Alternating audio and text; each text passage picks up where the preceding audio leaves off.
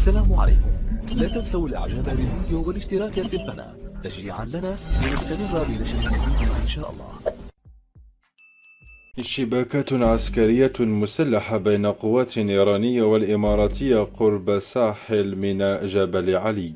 أعلنت قبل قليل قناة العربية السعودية عن اندلاع اشتباكات مسلحة وصفتها القناة بالعنيفة بين الجيش الإيراني والجيش الإماراتي في ميناء جبل علي.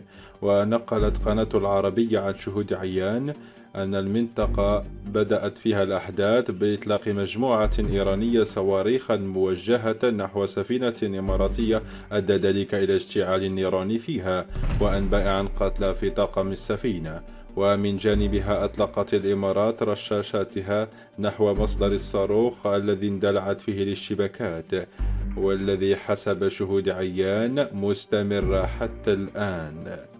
وفي ذات السياق أعلنت المملكة العربية السعودية عن وقوفها بجانب دولة الإمارات العربية المتحدة في الدفاع عن أراضيها أمام إيران كما قيل. ومن جانبها طالبت رئاسة الأمم المتحدة الطرفين بتغليب العقل ووقف الاشتباكات والعودة إلى الهدوء والتفاوض. السلام عليكم. لا تنسوا الاعجاب بالفيديو والاشتراك في القناة تشجيعا لنا لنستمر بنشر المزيد ان شاء الله.